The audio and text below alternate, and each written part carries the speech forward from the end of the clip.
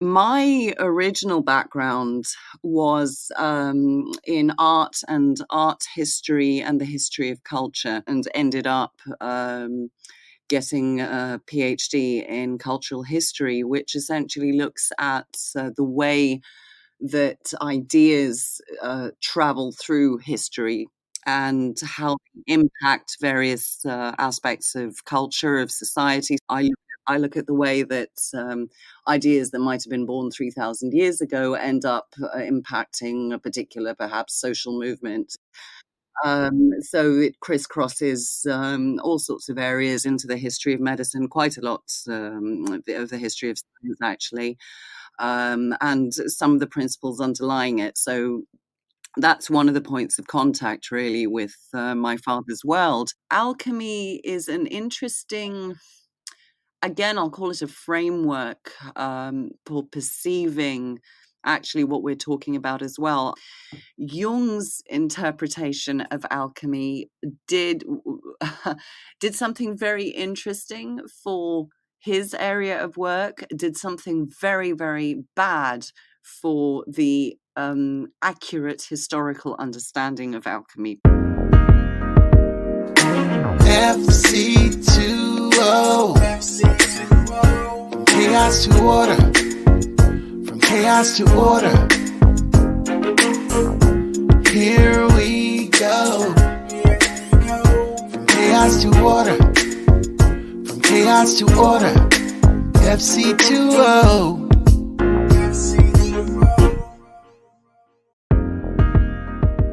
Today we're joined by Sasha Chaitow, who may be best known as the daughter of Leon Chaitow. Now, I didn't want to make this episode all about Leon because, as you'll hear, Sasha is highly accomplished in her own right. That said, I know Sasha through Leon, who sadly moved on in September 2018. And although any loss is sad, Leon's phenomenal legacy and positive impact he made would without doubt have him as one of the most influential promoters of health and integration the world has ever known. With more than 80 books published, including many bestsellers and a mix of medical texts and guidebooks for more general consumption, Leon has helped millions of people on the planet, not just through the books sold, but through the medical professionals he has helped to help others. Beyond his books, he set up one of the most popular medical journals in his field, which again has helped so many professionals and the people they serve. There's so much to say about Leon and his truly outstanding contribution to humanity, and you'll get a glimpse of that as you hear Sasha explain a bit about her father and his family line. And speaking of family lines, it will come as no surprise that Sasha is also razor sharp, ambitious, accomplished, and multi-talented in her own right. With a PhD and 2 master's degrees under her belt, and a 3rd master's degree on its way, Sasha is now heading up the Journal of Bodywork and Movement Therapies alongside Geraldine Cambron, holding the torch for Leon while still maintaining a strong presence in the world of art and the transcendence of cultural ideas across time. Here we get to sample just a touch of Sasha's and her father's brilliance, and I suspect, in both instances, you'll find it inspirational. Enjoy the show. Here we go.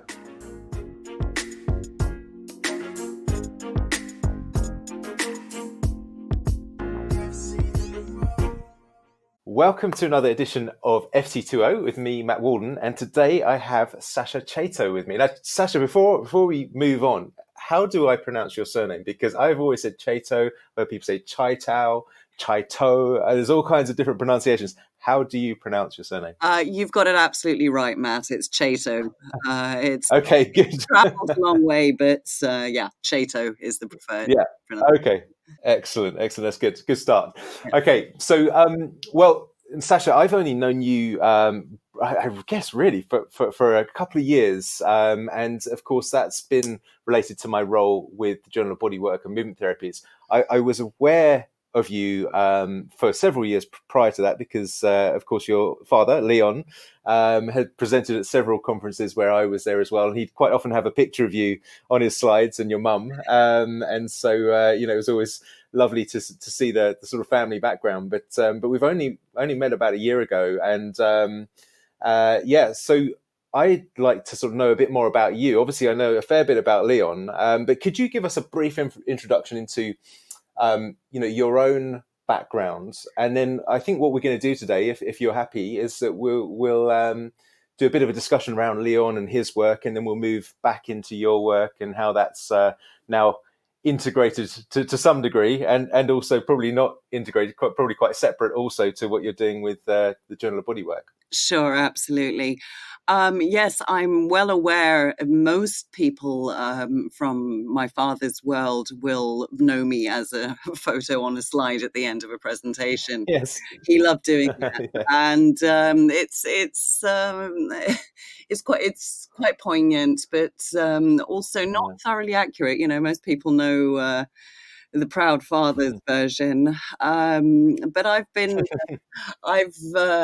had a fair journey of my own. So my original background was in art and art history and the history of culture. And I did parallel studies for a number of years. So I trained in fine art, and I also studied communication. So I came through the social sciences and ended up getting a PhD in cultural history, which essentially looks at the way that ideas travel through history and how Right. impact various aspects of culture, of society. So it can be anything from it's not. I'm not an art historian. In fact, I look at the way that ideas that might have been born 3,000 years ago end up impacting a particular, perhaps, social movement in 100 years ago or something like that. So it crisscrosses all sorts of areas into the history of medicine, quite a lot of the history of science, Yes. actually, and some of the principles underlying it. So that's one of the points of contact, really, with my father's world. And I ended up specializing in quite a niche area, which, again, related to the history of religion, history of culture, and was part of a sort of academic community, well, still am part of an academic community, which fought very hard, in fact, to have certain neglected aspects of cultural history acknowledged in academia. So there were parallels there with some of my father's work in terms of trying to build the evidence base and trying to build the documentation for certain lesser understood, if you like, areas of Yes. of science and of therapeutic techniques in this case. And so this was something that we shared and discussed quite a lot. So basically, that's basically the backstory. I've always had lots of irons in the fire at any one time. So I'll be, well, up until 2 years ago, I'd be painting and researching and putting on events. I've got quite a long sort of back story in education and also event management and things like that. Yeah, fantastic. And I know is it 2 master's degree and 1 PhD that you've got? That's Something right. like that? That's right. Yes. Yeah. So you've been pretty busy. Well, I've just gone back to school. I'm now I'm on to my You're third doing another master's, master's. it seems. Yes, in That's right. master's in public health, which is basically to consolidate the area that I now find myself more active in. Yes, exactly. Yeah. Wow. Okay. Well, that's fantastic. Yeah. Yeah. So look, I really want to get into a lot of your own work, but I think we said that we would start out by talking a bit about Leon and his background. And of course your role, because you've really had to step into Leon's shoes to some degree with the Journal of Bodywork and Movement Therapies, which we'll also talk about. Sure. But can we start out with a bit of the sort of family history and the Chato lineage, as it were? Yes. Yeah, I think we're moving to the 5th generation now. Well, That's it. yeah, so my father almost became an accountant, actually.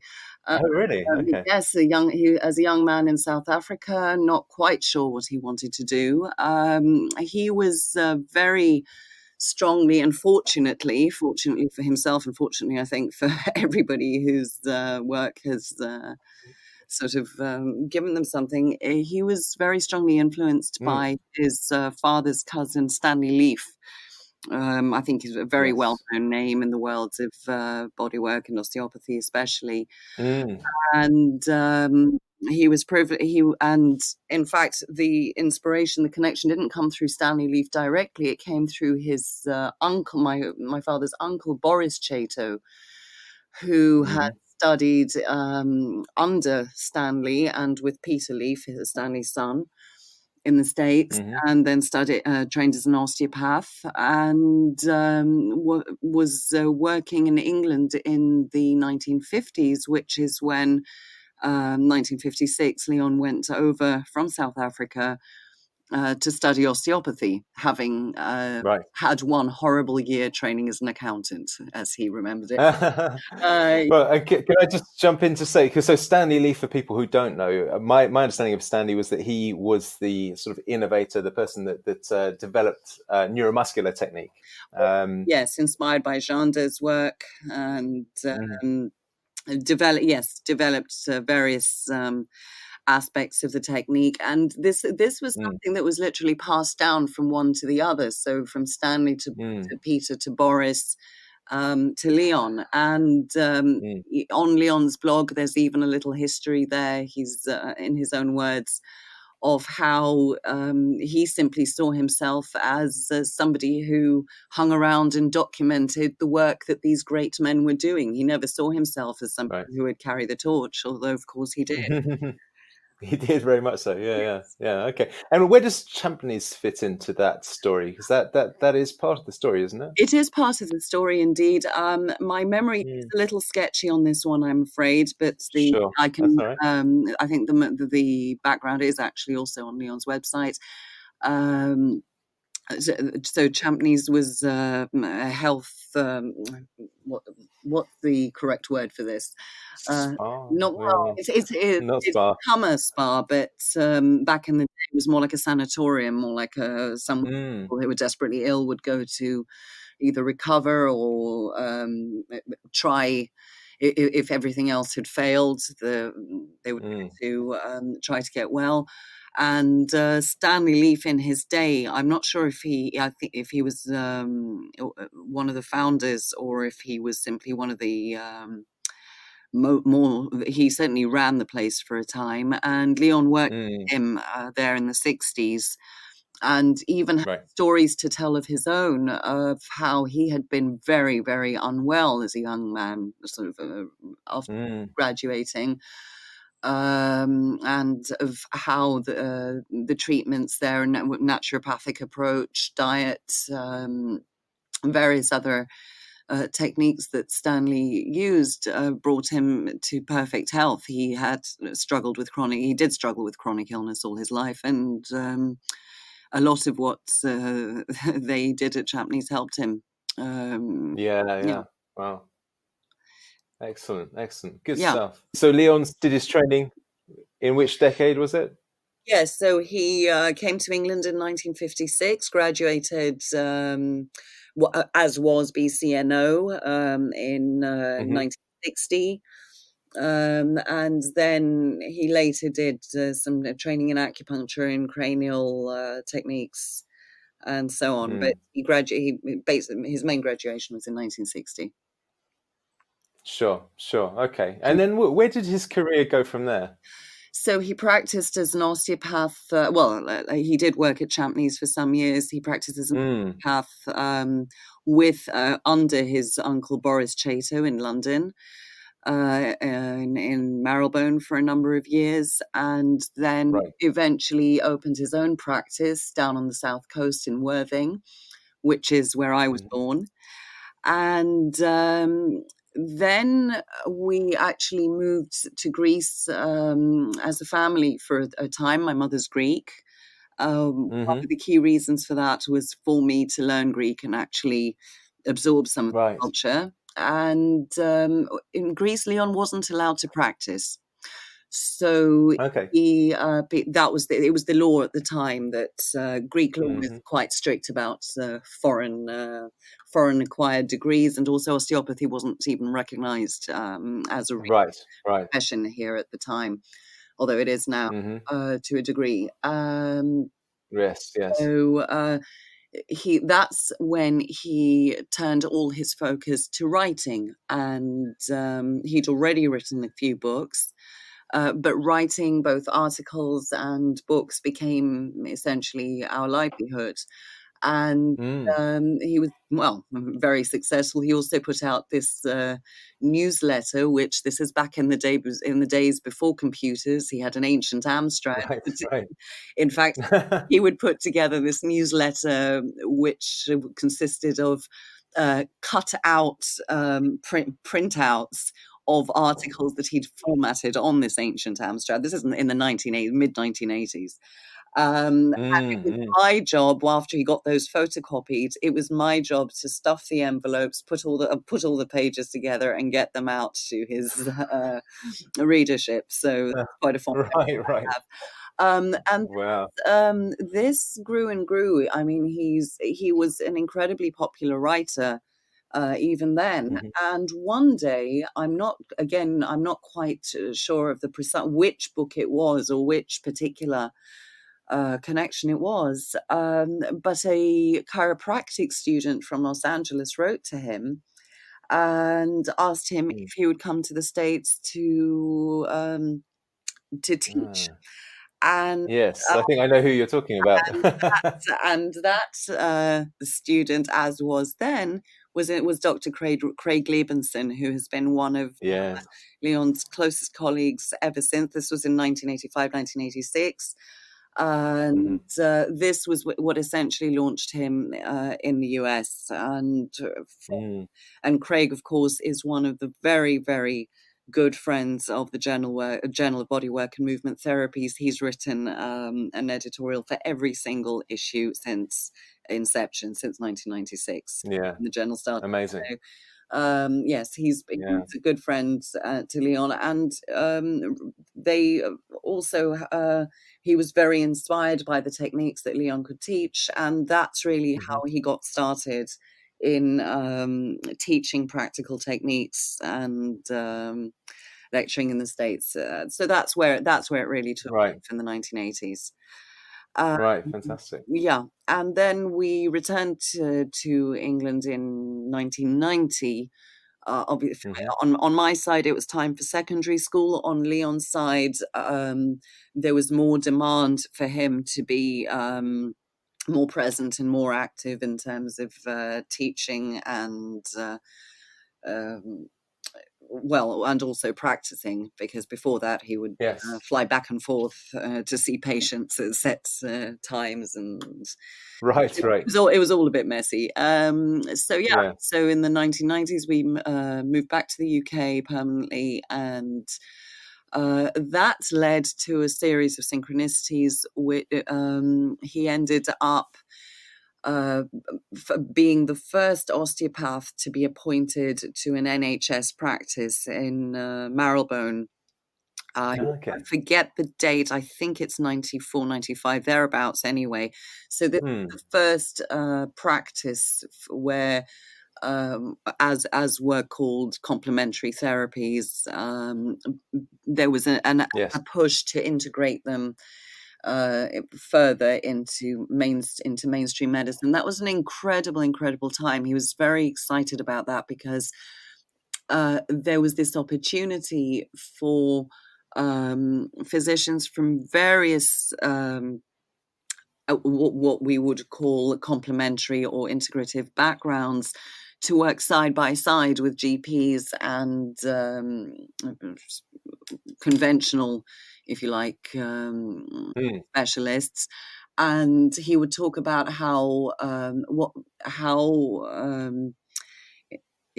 how amazing it was really to be able to sit down in a room with 3 or 4 other practitioners and discuss a Yeah. case, and really all of them together find an integrated way of treating their patients. And Mm. apparently very, very good work was done during those years. And this, off the back of that, he was also appointed to develop bachelor's and master's courses in integrative health at the University of Westminster. Again, Right. Yes. this is from the mid-90s on, and again, he ran several very successful programs there for several years. Yeah, I remember that. Yeah, and until retirement, and unfortunately, he just reached retirement age and was obliged to stop. There was no other reason. Oh, really? Yeah, he Okay. was furious. He hit 65, and they told him, "Sorry, no choice." You know, Oh, wow. we can't. I didn't know that. Yeah. The laws changed now. Ah. I think they've relaxed that a little. Hmm. Although the general idea is that the old guard should make way for younger professors Right. and so on. But at the time, it was enforced, so he was pretty unhappy about that. But I mean, he carried on with his independent teaching, writing. Within that time, he'd produced. Again, this is all in the 90s, and then moving into the early 2000s. He'd produced numerous textbooks on his practical techniques, and so his energy then went more into that, into conferences, into developing, developing the journal as well. The journal was Well, that's what I wanted to ask a bit about, was how the journal came about, because obviously, as you say, Craig was a key contributor.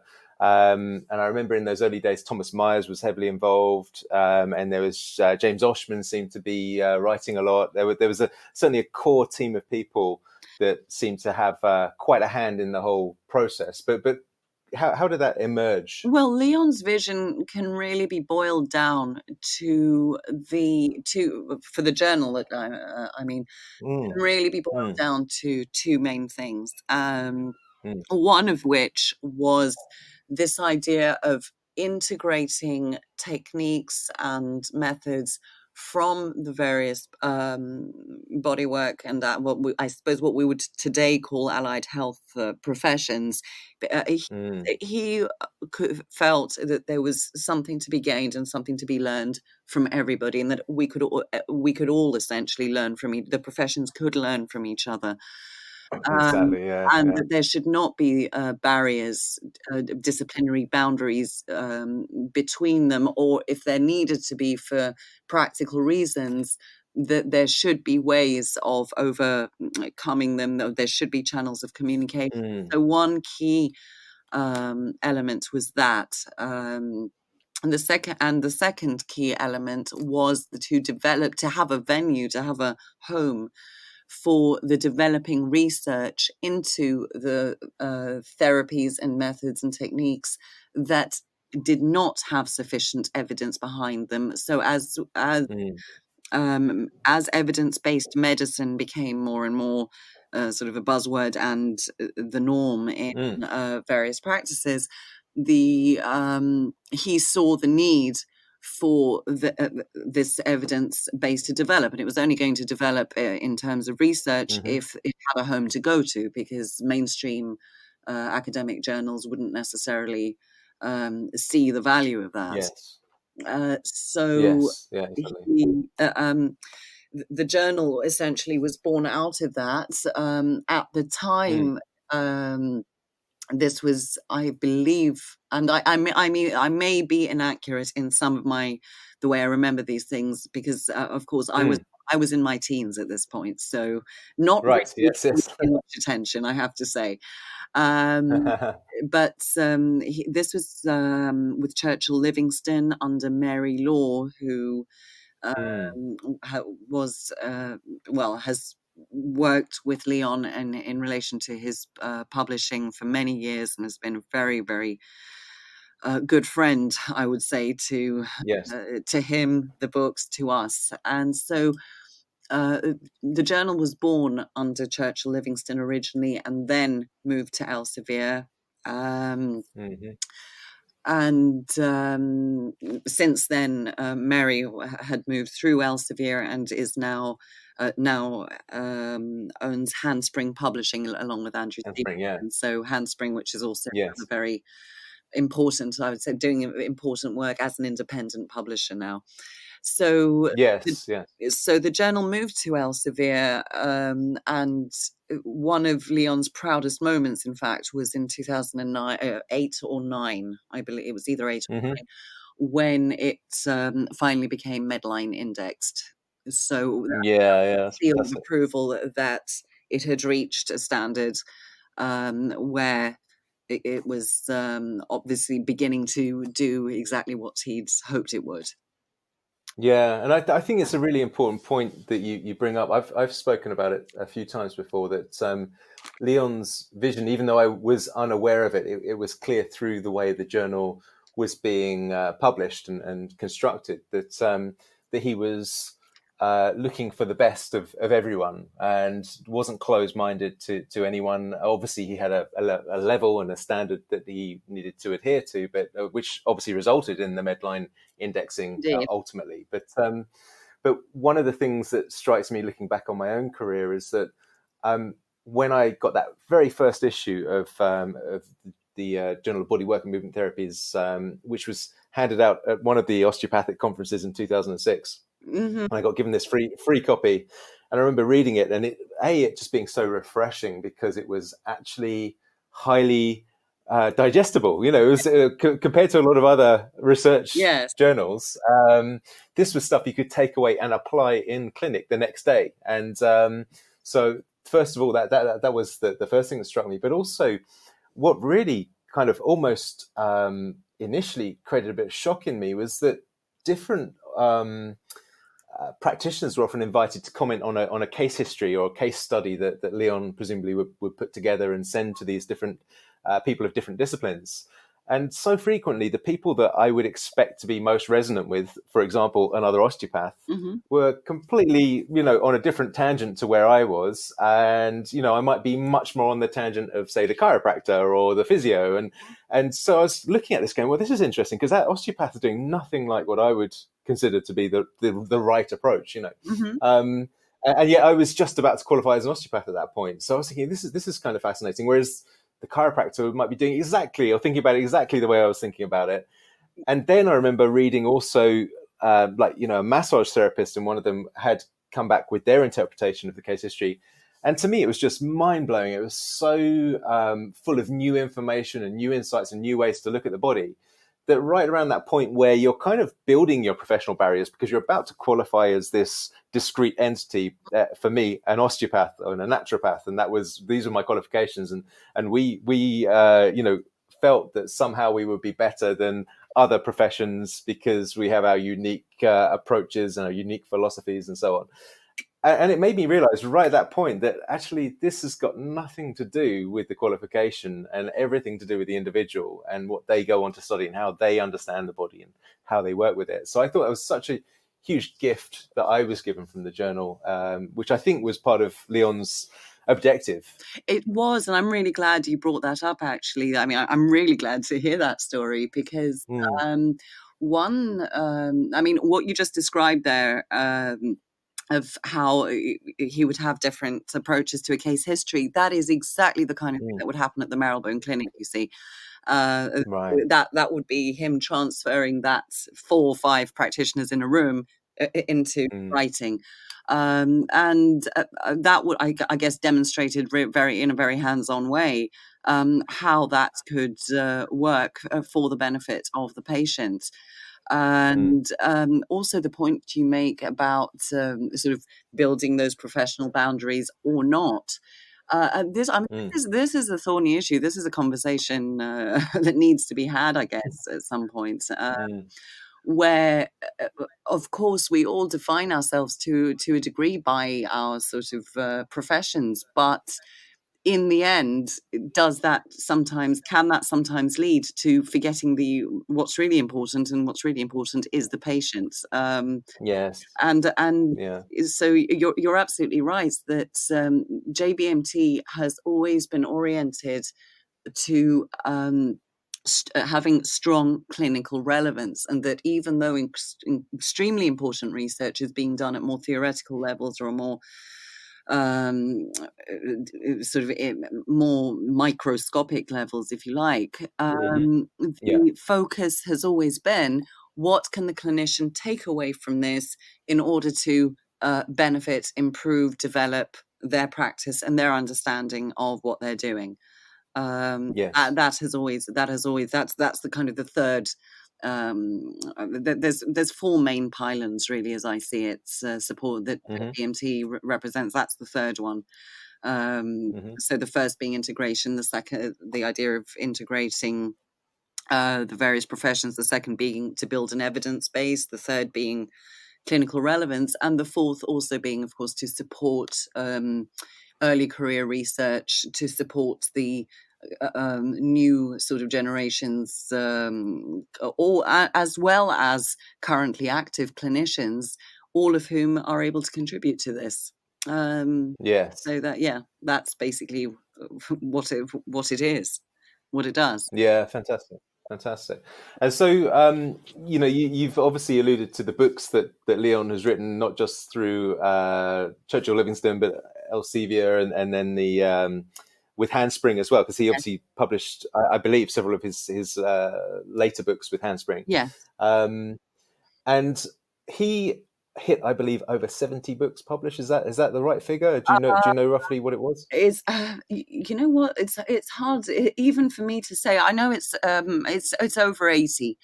Over 80. Wow. Over 80. Wow. They weren't all textbooks. He did a lot of writing for the general public as well, self-help books for the layperson. He was a very firm believer of educating the patient and allowing them to take their health or their recovery or their rehabilitation into their own hands. And so, and he was always very emphatic that if you can empower the patient, then you have an ally and you have a lot less trouble with it. So a good number of his books were also oriented to the layperson. Some of those were wildly successful and sort of went through several revisions. And then of course we have the textbooks and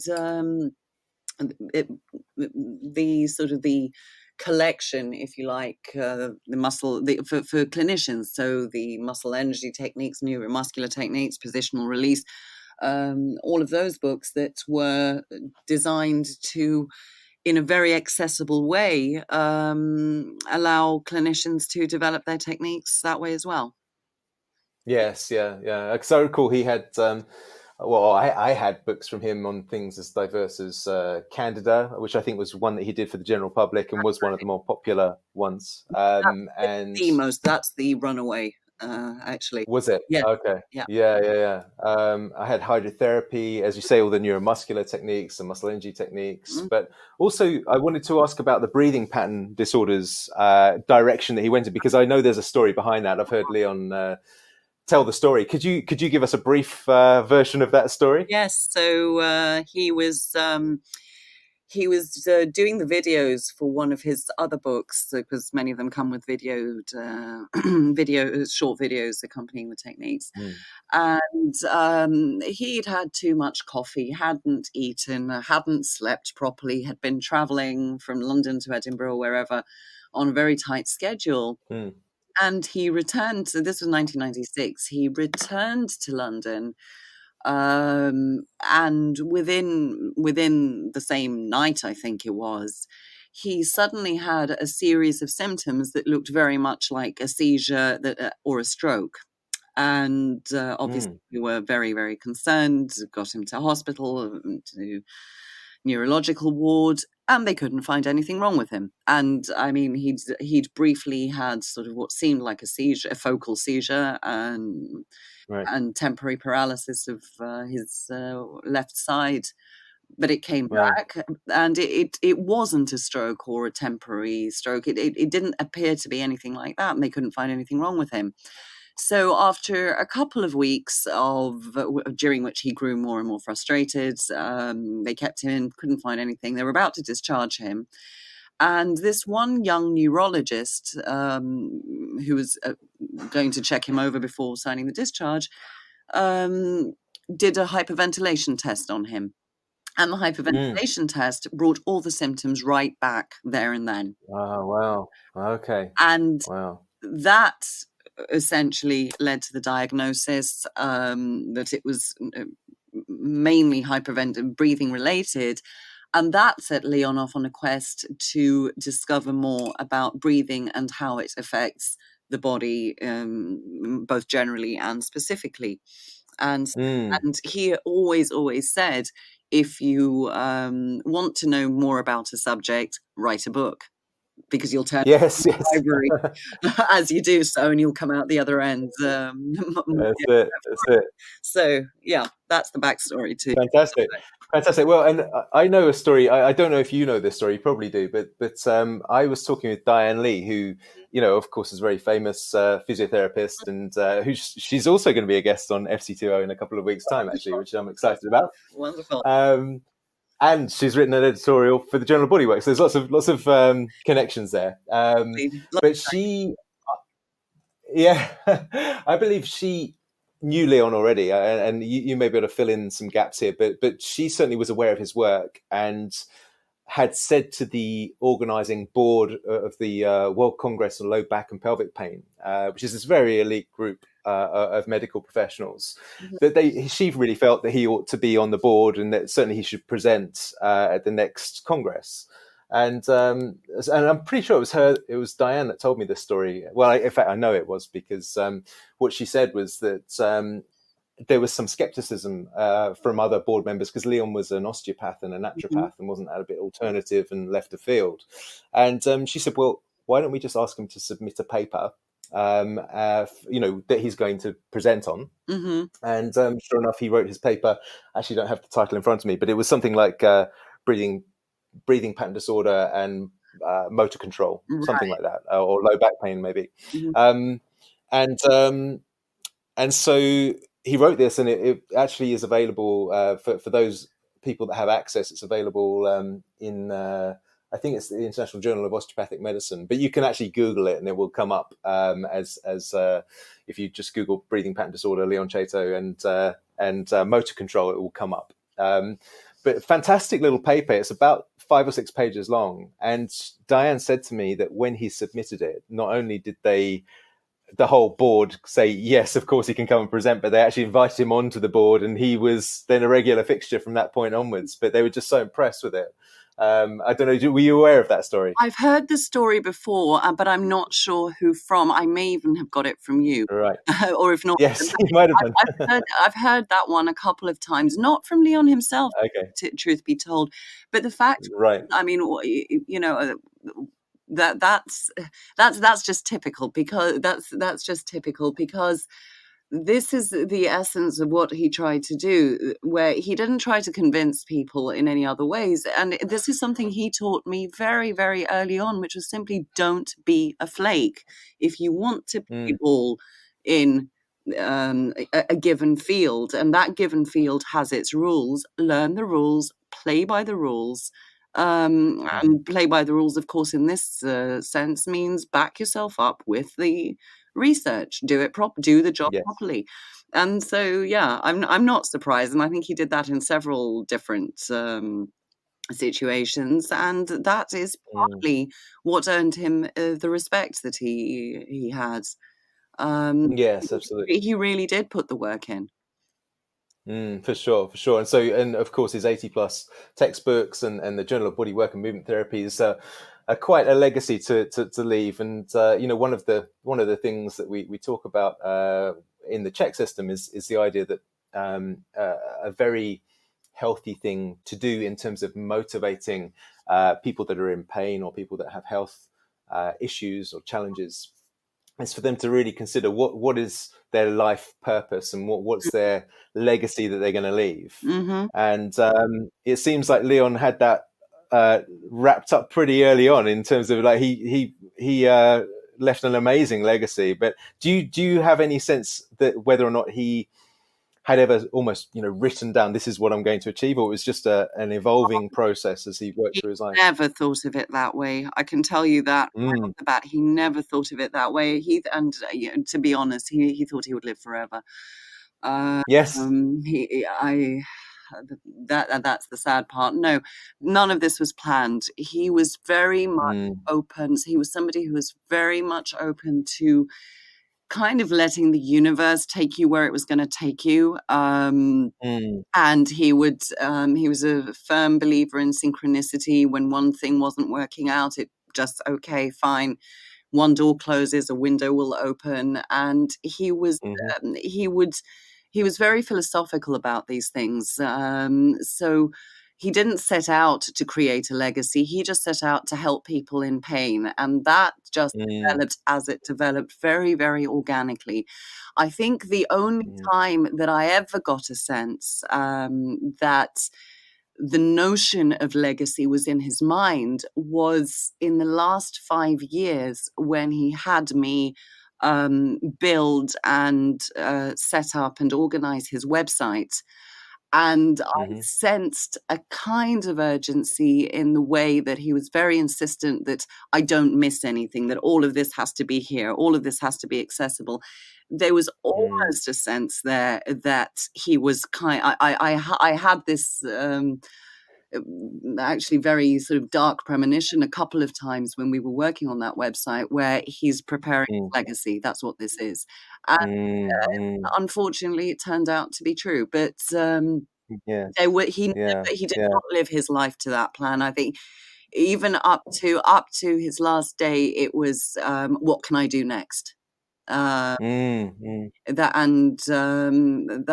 really, I think, it's also the way he taught me to think, to be honest, to where you don't get too fixed in one on one path or another. If something's not working out, don't be afraid to just double back and take a new path. Yeah, amazing. I remember you saying that he was even finishing off, dictating things to you from his hospital bed as to how to finish off his Bashwood book and the Journal of Bodywork editorials and all sorts. Quite literally, even on his last morning. So yes, he was very much bound by a sense of duty and a sense of wanting to keep his word. And I will share this with the world. One of the things the very last things he said was, I hate letting people down. Thinking of the courses he'd had to cancel, of the journal, the journal issue that was actually it was the special issue due to accompany the Fascia Congress last year, and how he didn't get to finish off putting that issue together, but I did it for him. So that was one of his very strong motivating forces, to do the right thing, and to basically be an honourable person in all the ways that one can, really. Amazing. And so he's now he died just over a year ago now, didn't he? It September time? September last year. Yes. Right. And I know that's put a lot of challenges onto your shoulders, a lot of responsibility onto your shoulders, just a bit. to say the least. But you've held it all together, which is amazing. And so do you want to just give us a brief overview of this last year, and then we can start to work into your whole background, but obviously this last year it's been a bit of sort of all hands to the pump type scenario, and you've had to more or less sorry I was going to say, I think you've had to put your work on the back burner to some degree.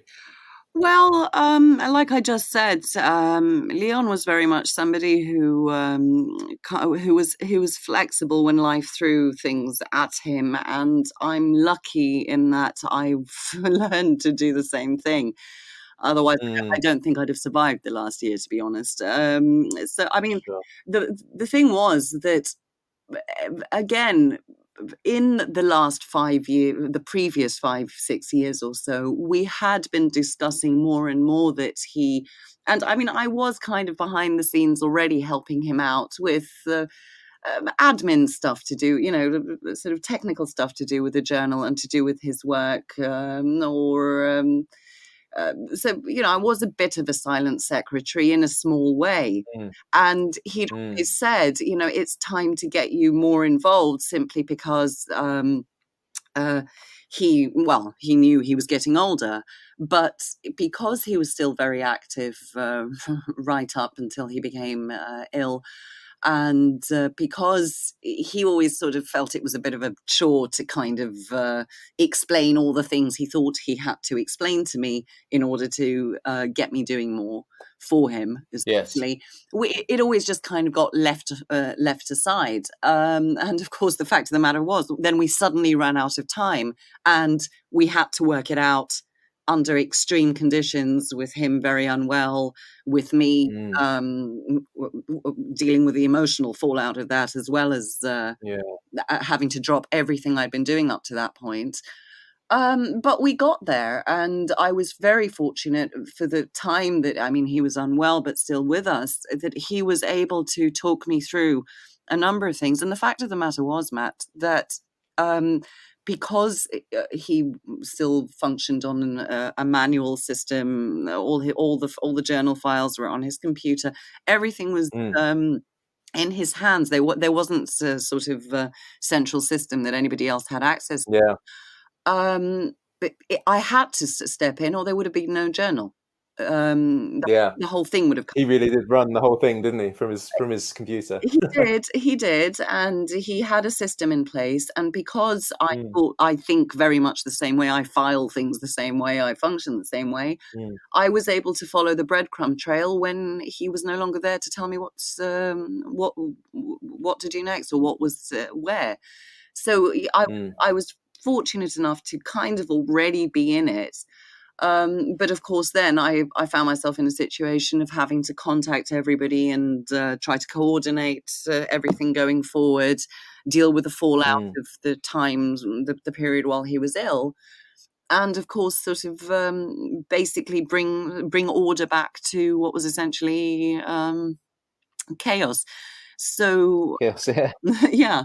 So yeah, it has been difficult because obviously crisis management is always difficult. On the other hand, I was fortunate enough to sort of know what needed doing. Yes. And so yeah. Where were you at in your own work at that point? Because I know you had obviously done your 2 master's degrees and your PhD. And you have or had your own gallery, is that right?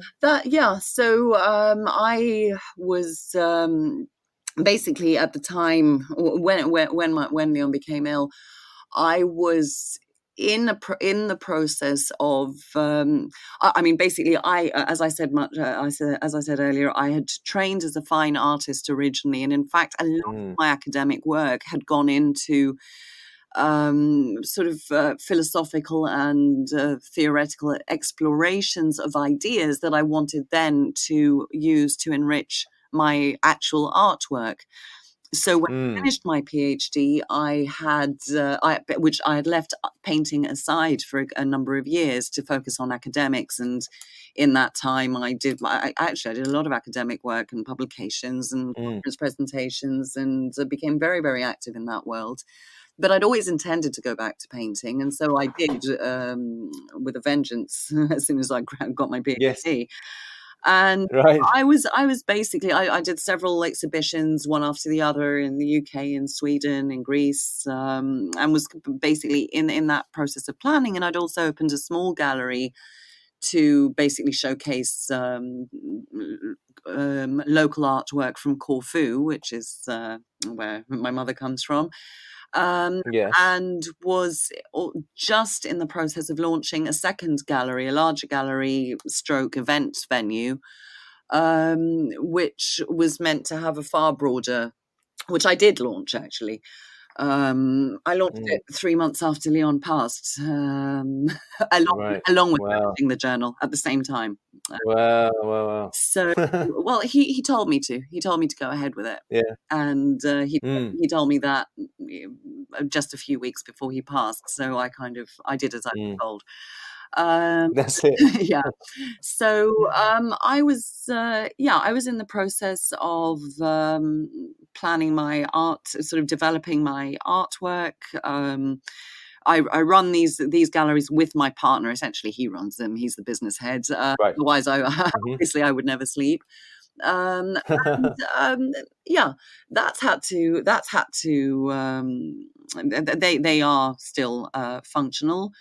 As for my own research and writing and publication, that had already gone. I already kind of put that on the back burner to focus more on education, because in the last several years I'd been developing teacher training courses and various educational courses focused around academic writing, getting say graduate students up to a level where they could publish, but also very heavily focused on training teachers to instill a sense of critical thinking and initiative in their students, so students of all ages. Yes. So that and that's something that I am continuing.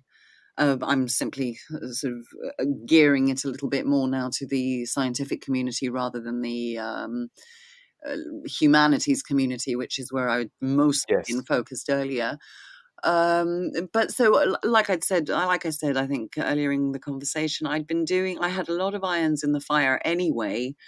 It's just that in the past year, I've had to kind of take stock and see what can stay, what can go, and how I can sort of streamline all of it. Yes. Uh, Yeah. but right Sure. now, the Okay. journal is front and center of everything. It's the absolute priority right now. Um, Mm-hmm. and along with also managing Leon's books coming up for revision and so forth. And then Right. alongside that, I'm slowly putting everything else in place as best I can, essentially. Yes, excellent.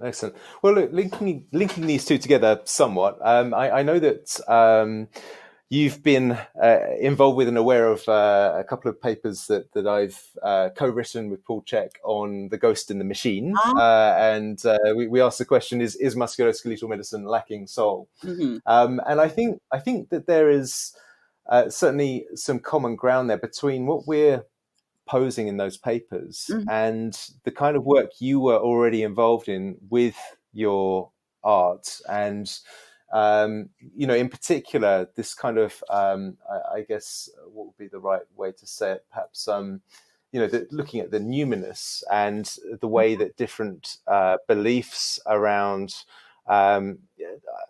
well, in fact, I guess probably the best way to say is that many people have beliefs, or in fact, everyone has beliefs, but it's understanding how those beliefs influence the way people behave.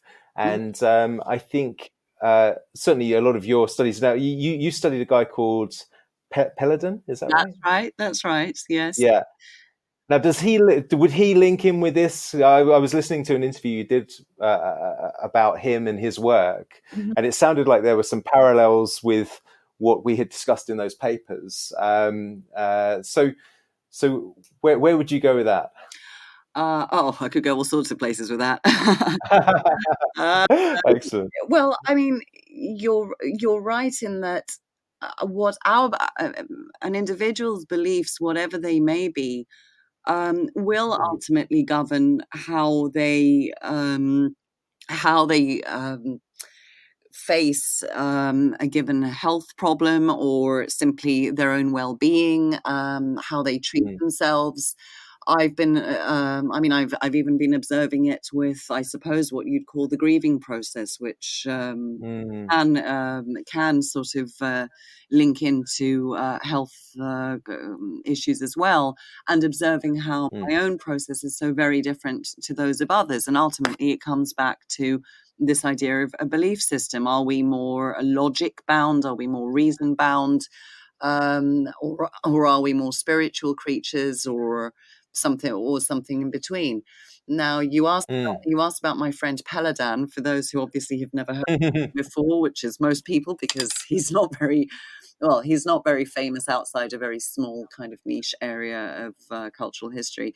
He was a very interesting French author in the 19th century, and his whole life's work was dedicated to the idea that only art could raise the sort of spiritual and intellectual level of society, of individuals first and society later, to sort of ever have a hope of climbing out of the slum of decadence, the swamp of decadence that he saw society descending into in his time. Whether it did or didn't, there's lots of people who say that about today's world as well. So I think it's always topical. Now, his whole, I suppose, axiom can be summed up as seek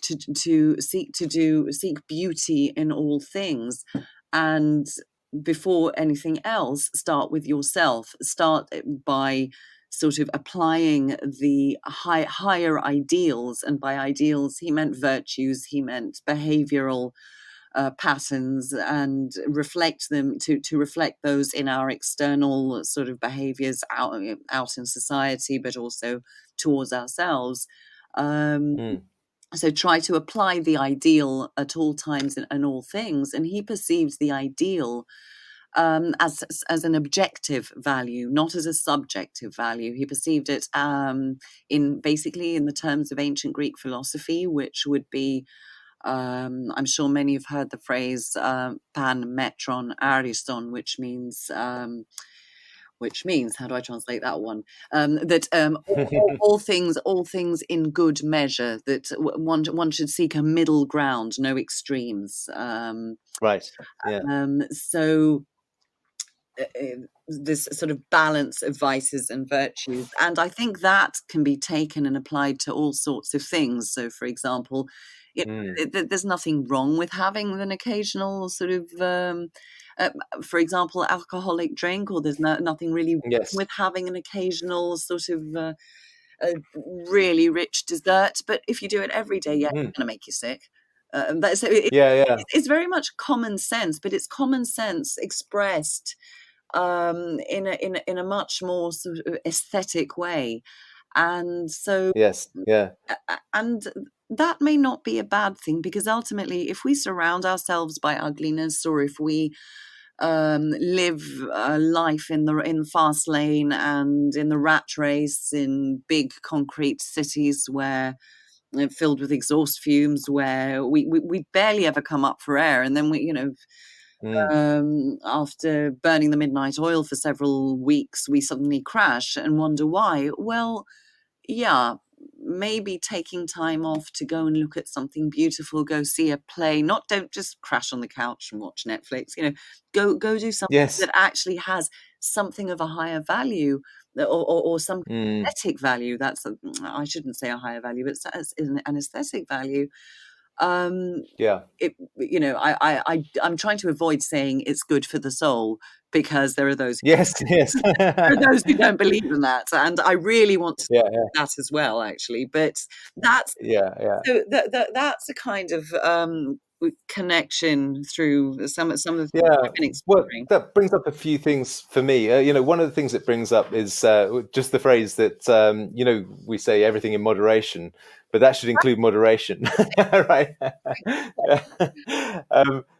So there's that. But I think a nice link to Leon's work into the whole naturopathic side of things is the naturopathic triad, which has in each corner biochemistry, biomechanics, and emotions, or psychology, you could say. Mhm. And I think this is where one of the challenges with being too reductionist can occur is if you just look at something biochemically, like the example you gave of alcohol or a sweet dessert, or it could be any number of things that have a biochemical effect. If you just evaluate it biochemically, you would probably say, well, alcohol just really isn't a good idea.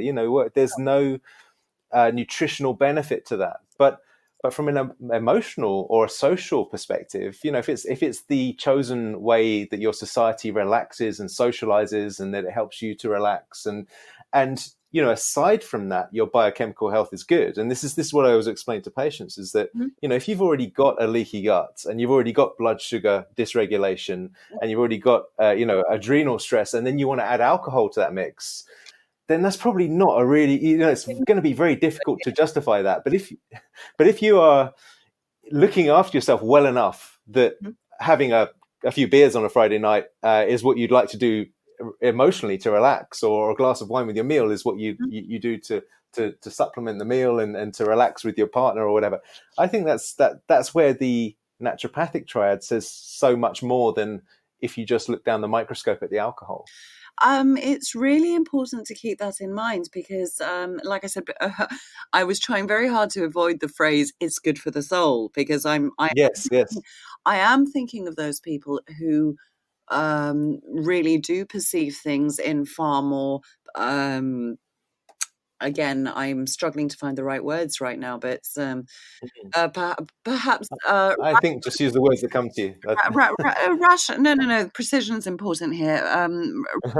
But in far more rationalist terms. Now, rationalism is a good thing. It's an important thing. Yeah. But again, it needs moderation because, as you said very correctly, if all you're looking at is biochemistry, then we're all going to die anyway. Yeah. And even if there are those who do not, I mean, I saw this, unfortunately, I saw this up close and personal in situations where sort of doctors of conventional medicine would only look at the biochemistry of a situation, would only look at the protocols governing a situation, and that was all in black and white. They would forget they had a real person in front of them. That was compounded by the narrow specialization of whichever field they were specialized in. So you try to get a neurologist and a gastroenterologist to communicate over something. Well, they can't do it unless they have a general practitioner translating. Or at least that's unfortunately a situation that we encountered last year, time and time again. That in itself points out some of the shortcomings of the absolutely rationalistic approach to human health. You've got a real person there, and if you don't look at the psychological dimension or the I suppose it's what you would call the biopsychosocial dimension as well.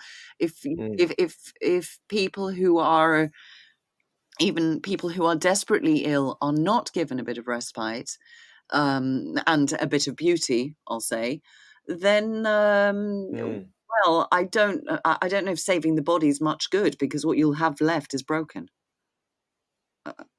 Or at least exactly. That's the way it seems. It seems trying to take a sort of overview position. Now, okay, there are those who don't believe in the soul, who think that that's secondary, who think that first you need to save the body, then you can worry about the rest. And there are emergency situations where that is true. But when you're looking at chronic situations, long-term sort of supporting well-being and so forth, I don't think it's sustainable really to do it in that way. Yeah.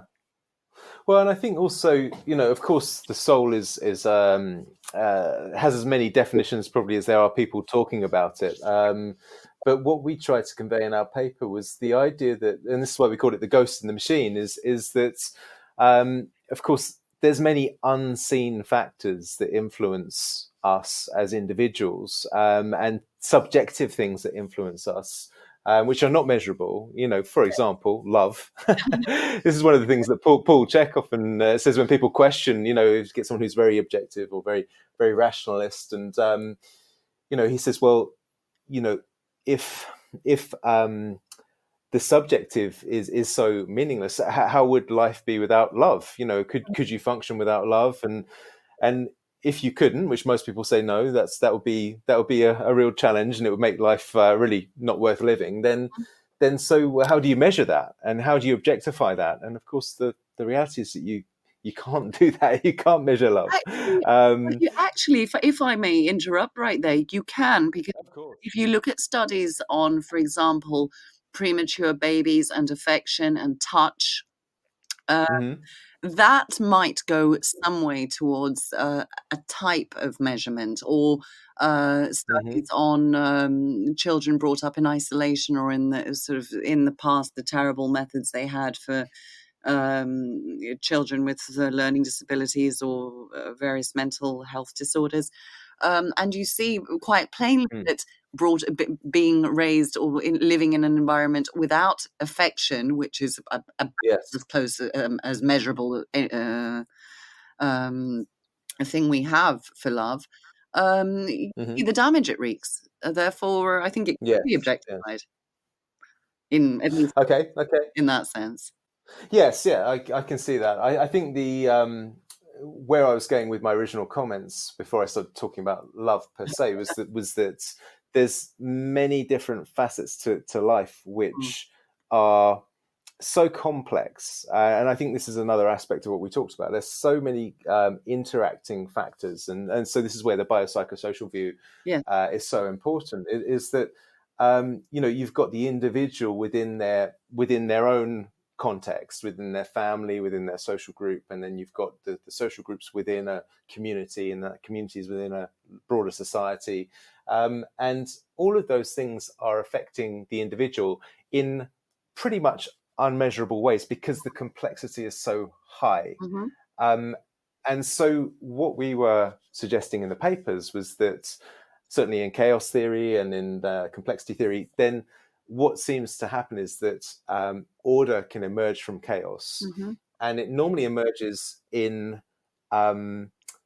entities which can be termed attractors or attractor states. And so, I've written about this a little bit in the Journal of Bodywork, in other areas as well. But where I'm taking this to is that we talked, when we met a few months ago, we talked about archetypes and Jung and alchemy. And, one of the things that strikes me about Jung's archetypes is that they're a form of attractor in the psychological domain. So they, if you say hero, everyone has a sense for what that is. You might not be able to specifically define it because it's going to be context dependent. Yes. And there's cultural influences and all sorts. So there's this kind of ghost-like or hidden aspects behind what that actually means. But it is an attractor of sorts, and so.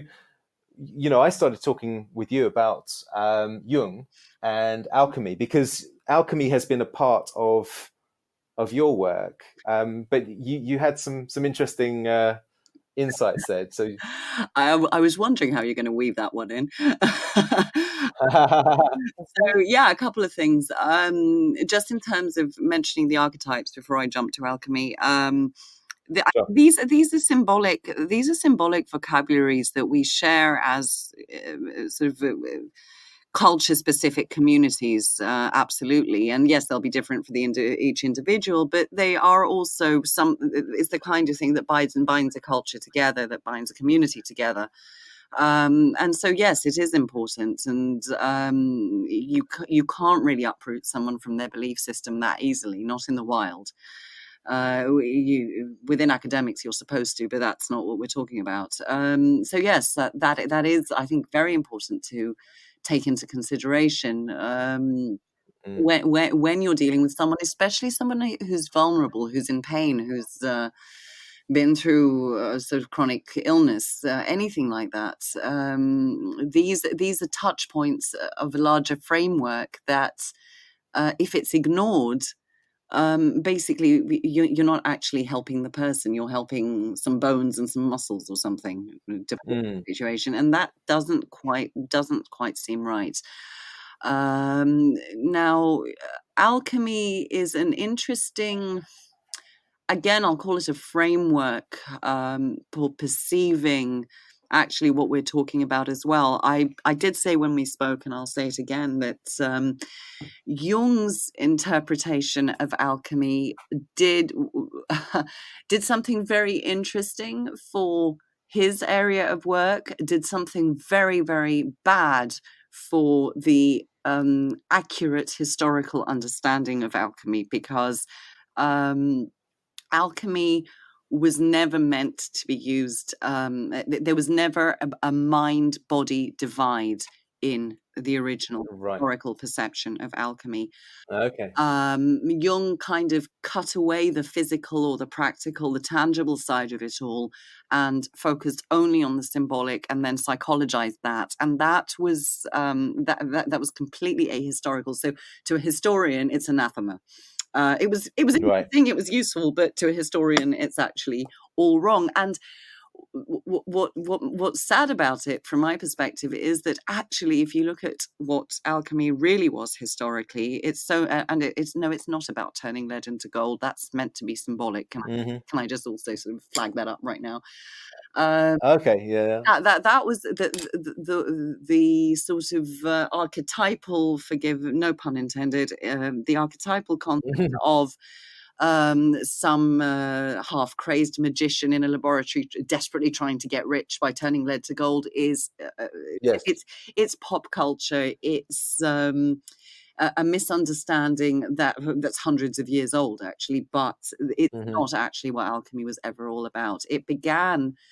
It was born out of tribal type religious practices that grew up around early metalworking, and we're talking. I mean, this is right back at the beginning of the Bronze Age, before the Bronze Age. Okay. That's how far back it goes. And it became a sort of it had a religious, it had a spiritual dimension, because the way it began through discovering or seeing meteorites fall and discovering the way to get the metal ore out of the rocks. So, and this became a very spiritually connected practice, because obviously at the time it was perceived as this was a gift from the gods, so it was a sacred practice. Yes, right. Now this became refined down the centuries, and it's far too complex to go into in any detail, but the essence was that anybody working with natural substances, because this also extended to textiles, it also extended to creating the pigments that would be used for coloring clothes, again, as I say, down the centuries, or indeed refining ore to get metals and precious metals. All of this was seen as a sacred process that could only be conducted correctly, could only be successful, if the individual doing it was also performing a similar type of purification within themselves, as they were seeking to also refine the natural substance that they were working with. So at the heart of the alchemical sort of process is very much this idea that you don't work against nature. It's not an attempt to control nature, to overpower nature. It's about working, observing very, very carefully and patiently, and working with nature, but simply speeding up the process a little bit with the help of fire, with the help of distilling, and then allowing something to cool, and then all the various practical processes. And this had to be something that the alchemical practitioner would also be undergoing on an internal level, because they had to learn to think this way in order to be able to do it right. So Right, right. right This there, is fascinating yeah. because, sorry, well, one of the ladies that one of the people I interviewed a couple of weeks back was a lady called Monica Gagliano, and she wrote a book called Spoke the Plants. Mm, And essentially, she's spent time, so she's a postgrad university professor, and she is doing research currently and historically with plants from all around the world. But she has essentially established that she's got the objective side of her plant work, and then she's got the subjective side, which is where she kind of goes more inward. mm, And these are not necessarily psychedelic plants. These are plants that she does what's called the dieta, which is a traditional practice right. where you just eat a small amount of the plant, but you're in seclusion and you wait to see what the plant teaches you subjectively. Hmm. And then she uses that to inform her objective experiments, which she does back in the lab in Sydney.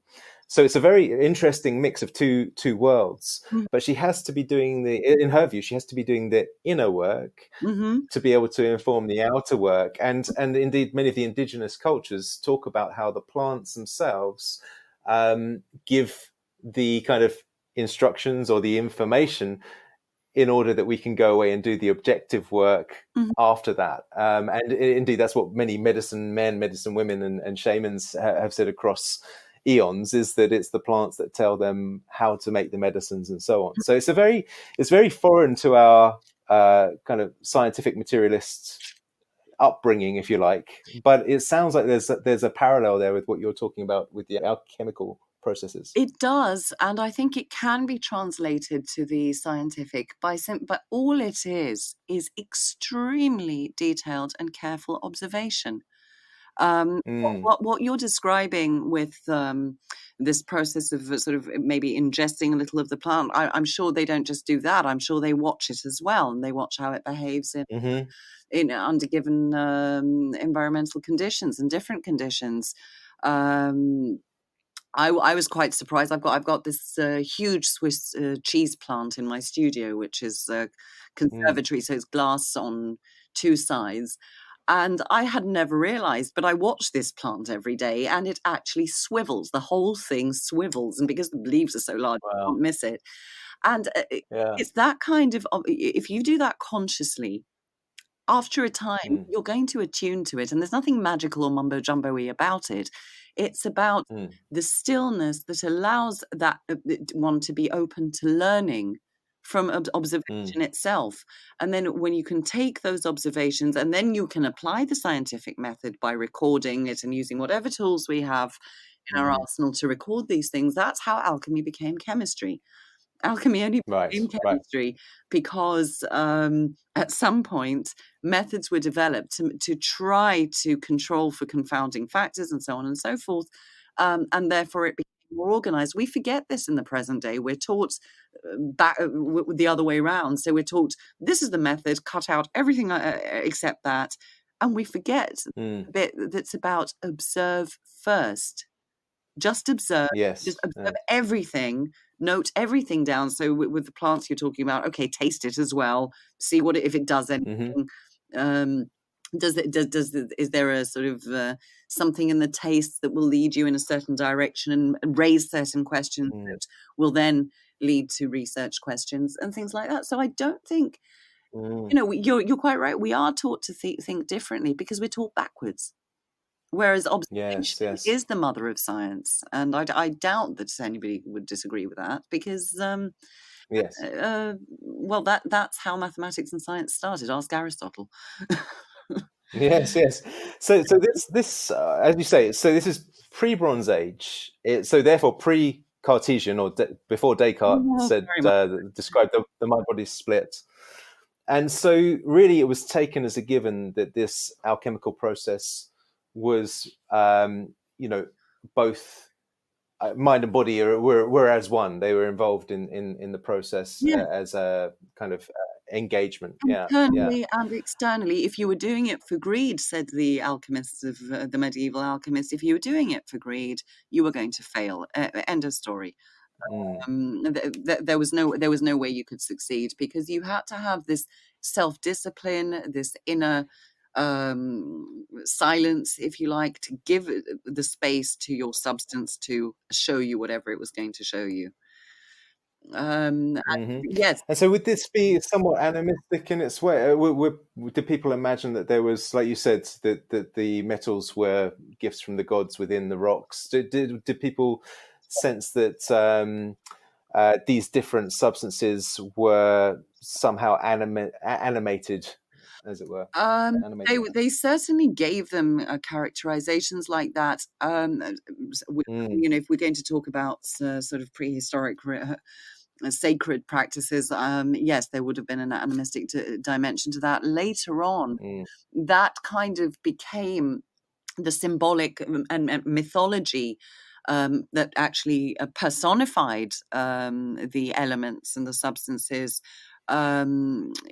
became a symbolic vehicle for communicating alchemical secrets, or or alchemical the actual process itself. So if you wanted the recipe to I don't know, refine iron ore into something of a higher quality, then you would have to understand and be able to read the symbolic language through the language of through the language of myth, and later through the language of image. So it wasn't even put down in words; it was put down in images, because until the Enlightenment, until basically the 18th century, this was a time. This was more common. The sort of the language of symbol and image was far more common than the sort of black and white letters on a page.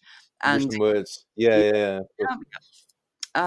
Because it was felt that this could communicate things all at once. It was a process of realization and being able to think in that way, which was during the Renaissance was it was an absolute art form, and the more complex the image that you were able to decode, like Renaissance painters played with these ideas, they played with symbolic language, and the more complex the painting, the more intelligent and the more well educated the owner.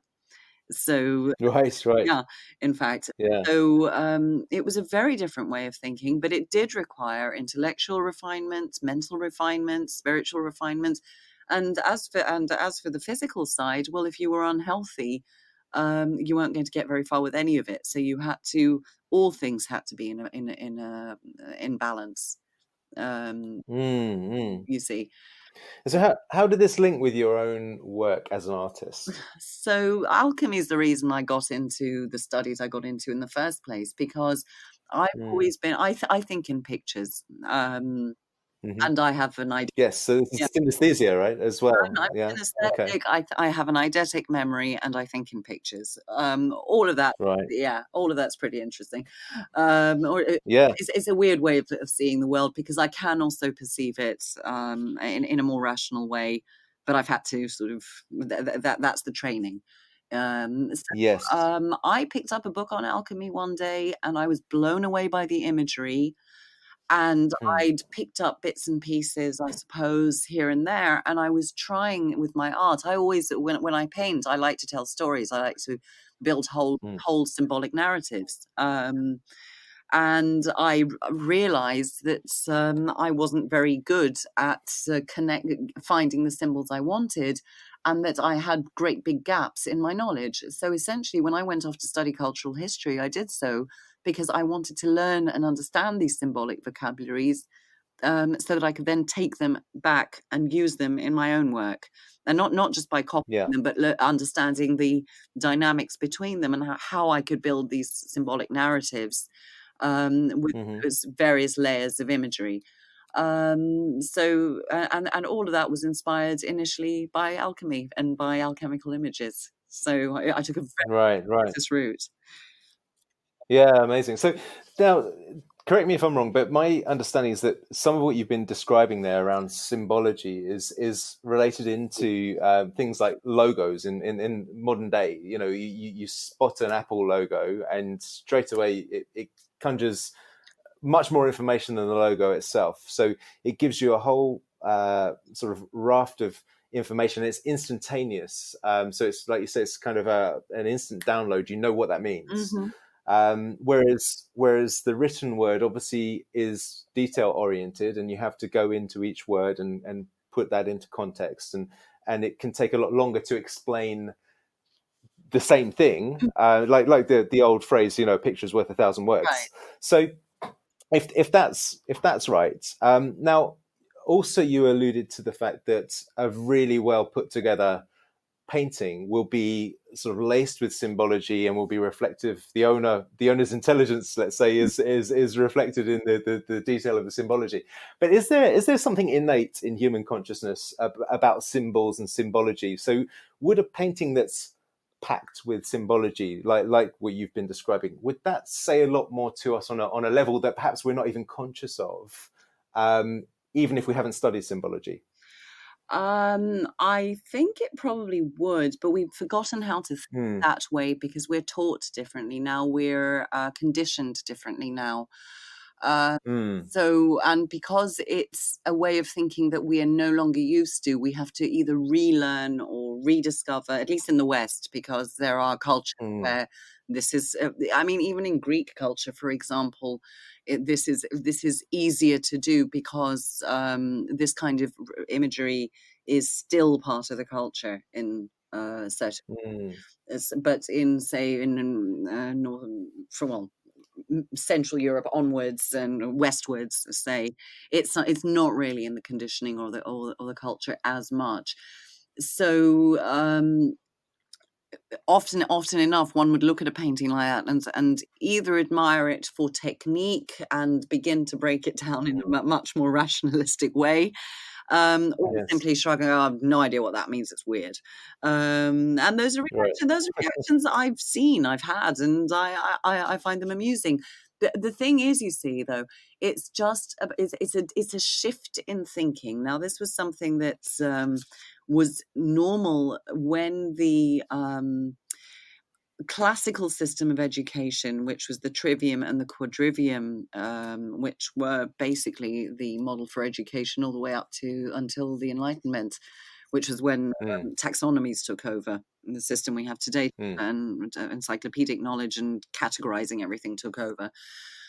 But this, what I suppose you can call it, it's a different mode of perception altogether. So the minute you mentioned the Apple logo, and most people say, "Oh, Apple, computers, iPhone," and that's where they'll stop.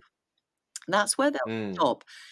But if you were doing that, if you were looking at the equivalent 500 years ago, you would also see the social dimension, several of the cultural dimensions. So, this refers to people who have a particular preference in the way that they communicate, because Apple computers work differently to PCs, and they're probably slightly financially better off, and they probably like to be outside the norm, or don't mind being outside the norm and thinking outside the box, because that's what Apple has positioned itself as.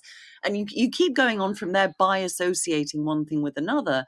And what was just an Apple logo conjuring Apple computers suddenly becomes an actual symbol. A symbol hides layers upon layers upon layers, and so there are shifts in thinking, and that's a whole discussion in itself. There are shifts in thinking that occur, whether you're looking at a symbol or a painting or an emblem, which it's, as you say, instant download that also influences perception permanently. You learn to see like that every time. And like I say, this was the norm up until about 400 years ago, but 300-400 years. And it's not, I firmly believe it's not incompatible with modern thinking, but each has its place. Each has its place. Each does a slightly different job. And I think they can complement each other rather than being at odds. Right. Yeah. Now, one of the things that I mentioned to you, and I'm sure you have a lot of already, established thoughts and insights, is a book that I became aware of, actually not through reading the book, but through seeing this guy's presentations on YouTube, called Art and Physics: Parallel Visions in Space, Time, and Light. And this chap, Leonard Schlein, really talks about how art seems to precede science in its expression. And I thought, as an artist and someone who also has their foot in the scientific world as well, I'd be very interested to understand your take on that. Well, I haven't come across this speaker or author, so Okay, uh, that's okay.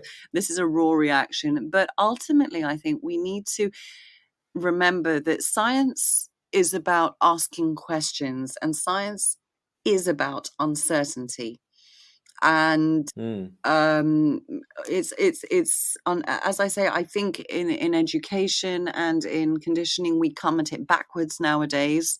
So we just teach the bare bones of what somebody needs in order to graduate and get through a course and get their certification and get on with their lives. But we don't give a sort of full backdrop to the sort of the larger purpose. What is science for? Science is for answering questions, okay.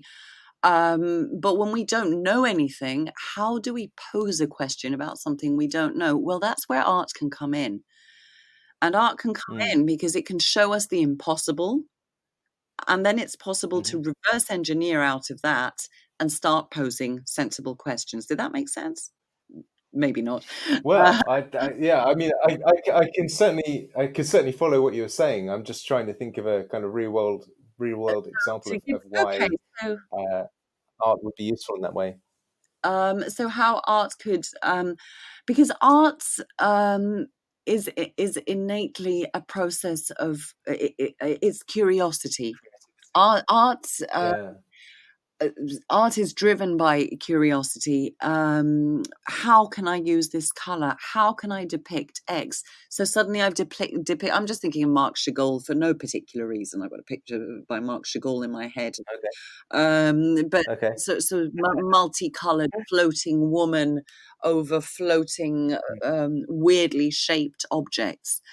Okay, that's a vision straight from the imagination. Fantastic.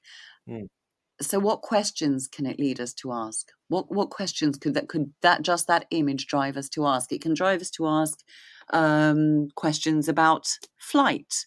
What is physical? What are the limits of the physical? That's one direction I could go with that. Now, another direction, I mean, again, talking about physics, we talk about the laws of physics as if they're set in stone. They're what we know so far.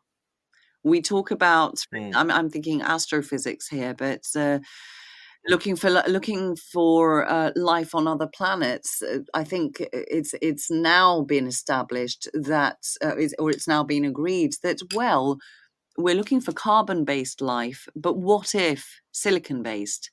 It's art is the world of those what ifs, you see, whether it's flying horses or anything else. And so the language of myth and the language of art are sort of the free reign of those faculties that ask those questions.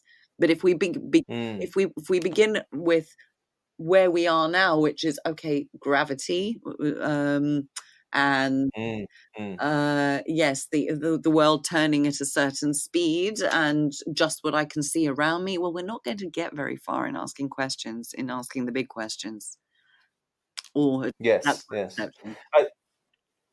Right, yeah. No, so because I think when we first started talking about Peladon, you were saying about how art.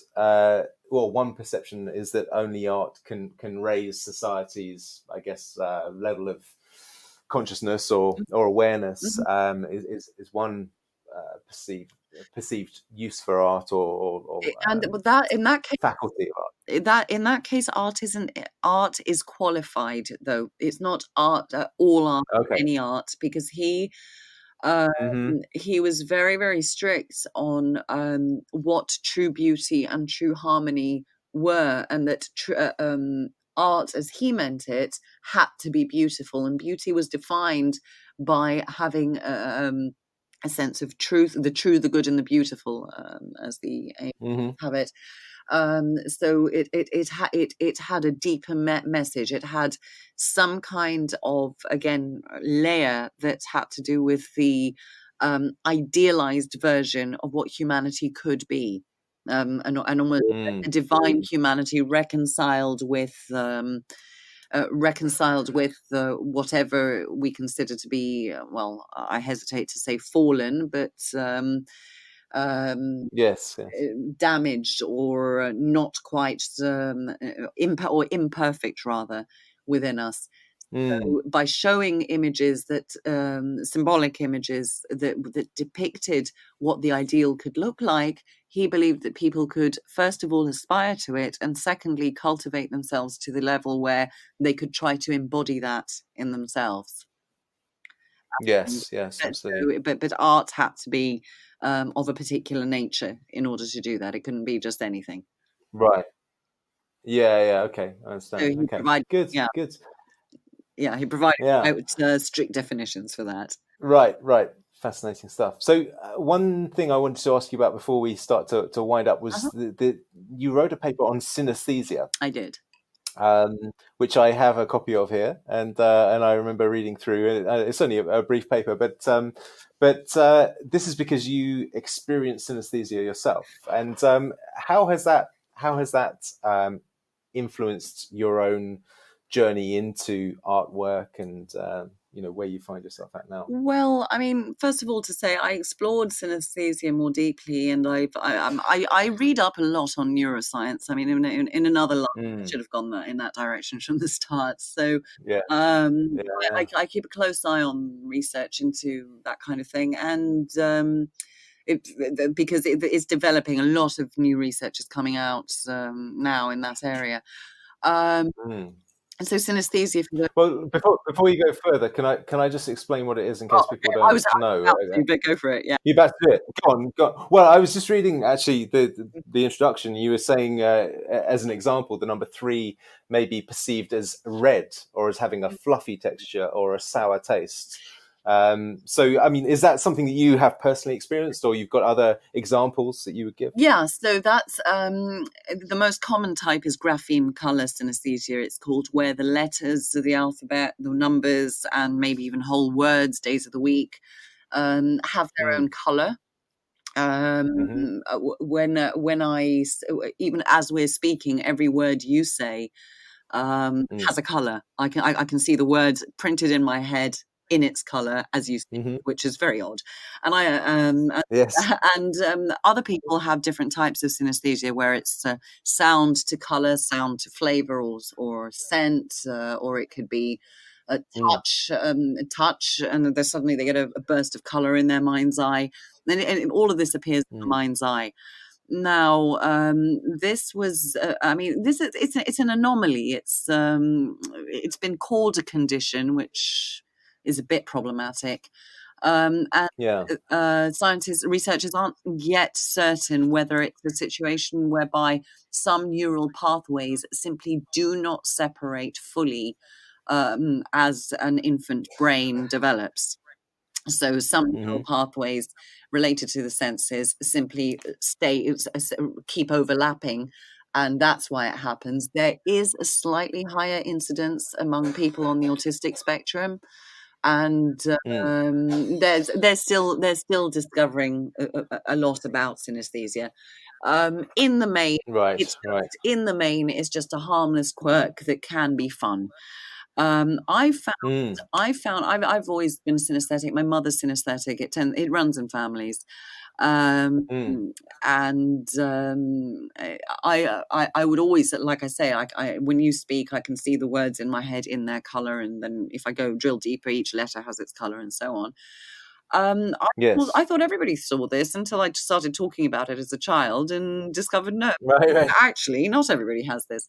I think what it's given me most is the ability to see different layers to things and situations.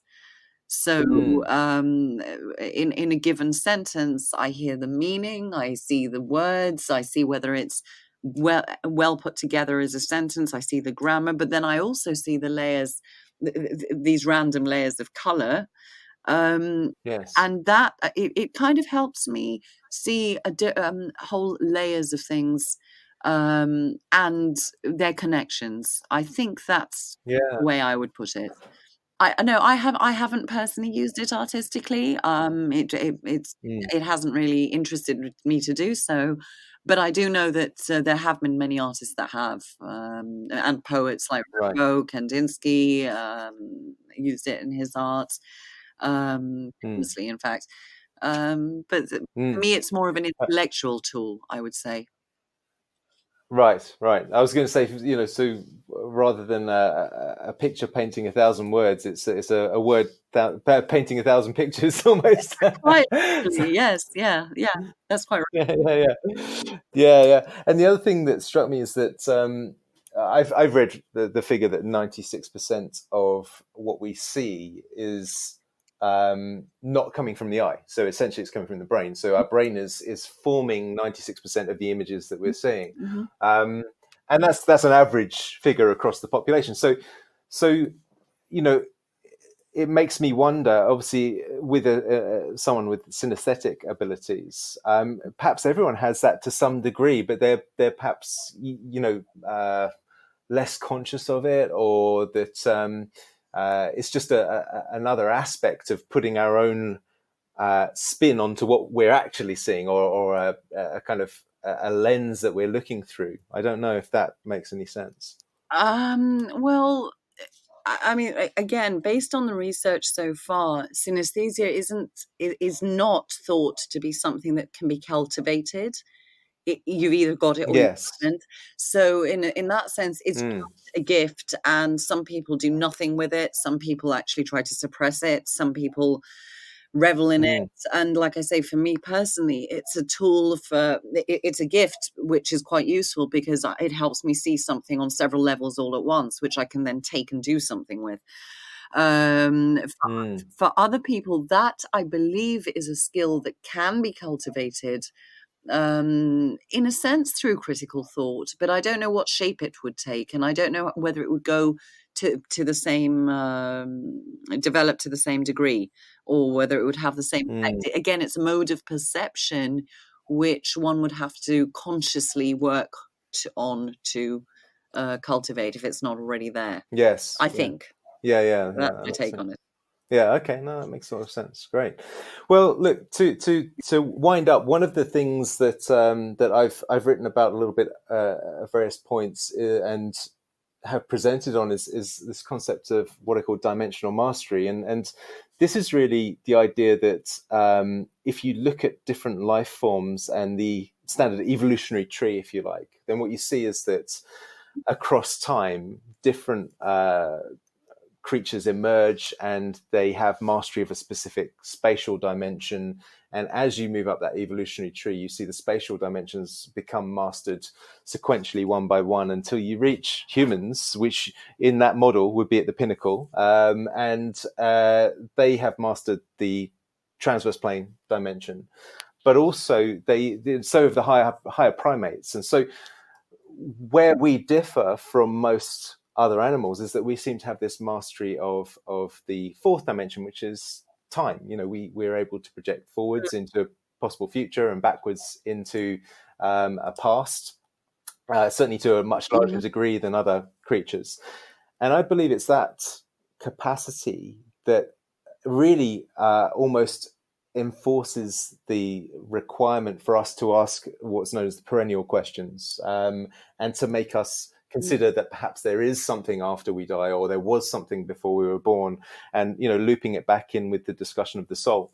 But also, if you were to take a much more rational stance on that, then one of the things that does transcend time is what we actually do with our lives, and what we produce, and things like books, and when we teach others, and when we invest time in others, which is exactly what, of course, Leon did so much in such a Mm-hmm. prolific way. Um, Mm-hmm. and also, you know, it relates to your own work and what you started out early on saying about your fascination with how ideas travel through time. And I think that's part of what does transcend, you know, our own lifetimes and lives beyond our own lives, is the ideas that we engage with and that we perpetuate in a kind of mimetic style almost.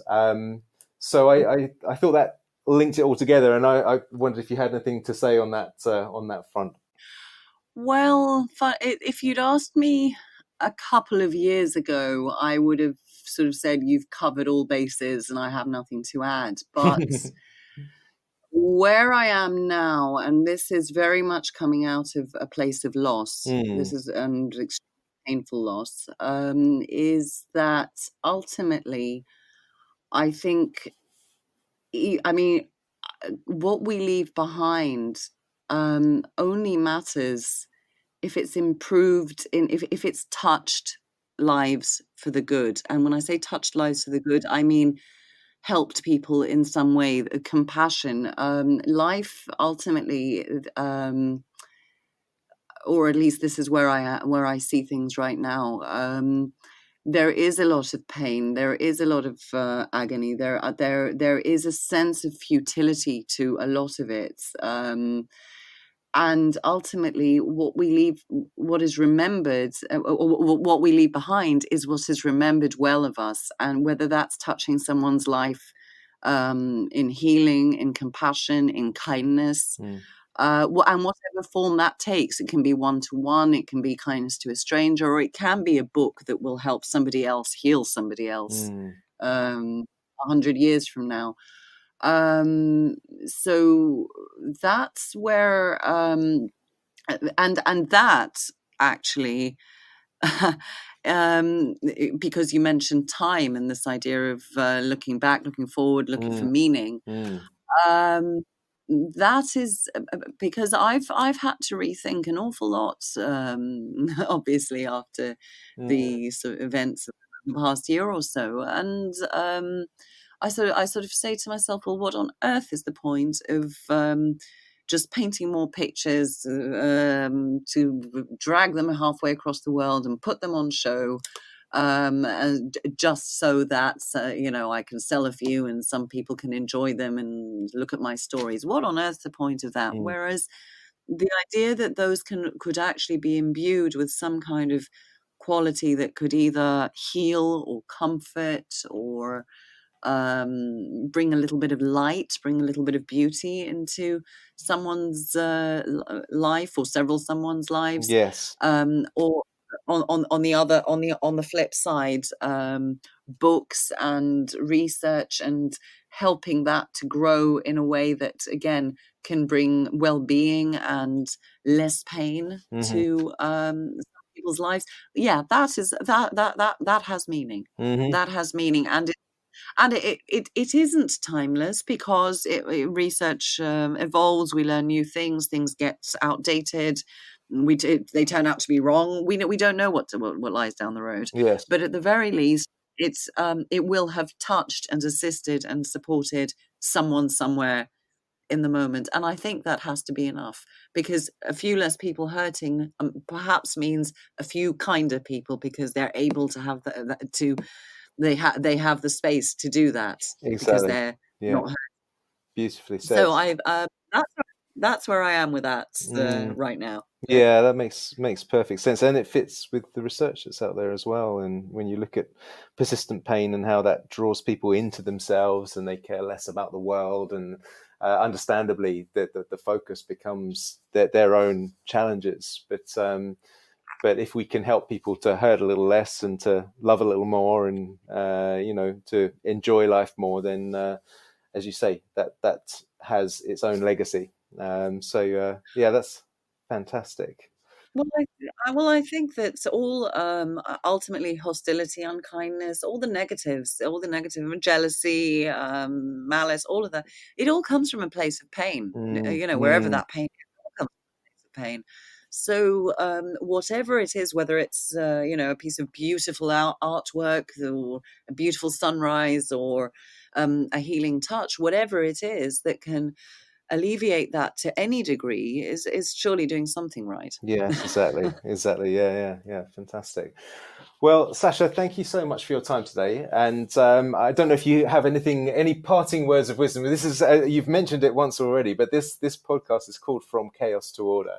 And I don't know if you have any words of wisdom or from your own experiences through your artwork or life in general of how to help move from the chaos of everyday life into better order. I think we've more or less just summarized it in that last couple of minutes, but have you got anything that you would add? I think I would say, don't take life too seriously because we're all going to die. Don't take yourself too seriously because none of us are that important. Yes. Be open and be kind. And from there, we're all doing the best we can. Ultimately, ambition and ego and all the rest of that, they're pretty meaningless at the end. So I don't know if they're words of wisdom, but I don't think we need to take ourselves quite so seriously sometimes, but we can certainly try to better whatever's around us, touch the next person with something nice.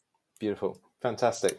That's all I've got. Fantastic. No, that's great. Thank you so much for your time, Sasha. And if people would like to learn more about your own work, or indeed if we have people out there that are looking to submit papers to the Journal of Body Work and Movement Therapies, then what I'll do is I'll put details relating back to the journal onto the show notes. But is there anything that you would share with people if they want to look at some of your work or to understand more about your art background? Well, right now my personal website is under reconstruction because it was long overdue. The website www.peladan.net has basically a lot of my older research work and some artwork. It's not totally representative, but it's all I've got right now. Right. And other than that, other than that, track me through the journal editorials, I'd say. Excellent. Okay, fantastic. Brilliant. Well, thank you again for your time, Sasha, and we will be in touch, no doubt, but I'll let you know when this is out and about and ready for people to listen to. Terrific. Well, thank you, Matt. That's a pleasure. All right. See you soon. Okay. All right. Take care. Well, what can I say? Sasha is a truly amazing and inspirational woman in the mould of her father before her. What amazing accomplishments she saw through her father and has gone on to achieve already in such a short space of time.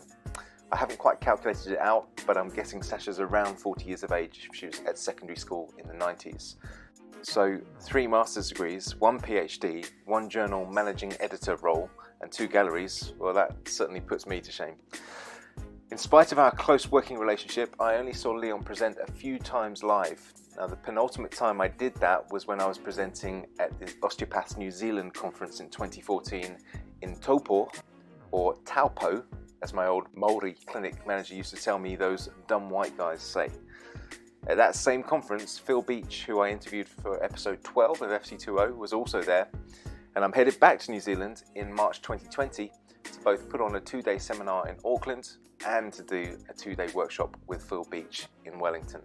Details of both can be found at mattwallden.com, so to secure your ticket or to find out more information, head over there. Thanks for listening, bye for now, and see you on the next show.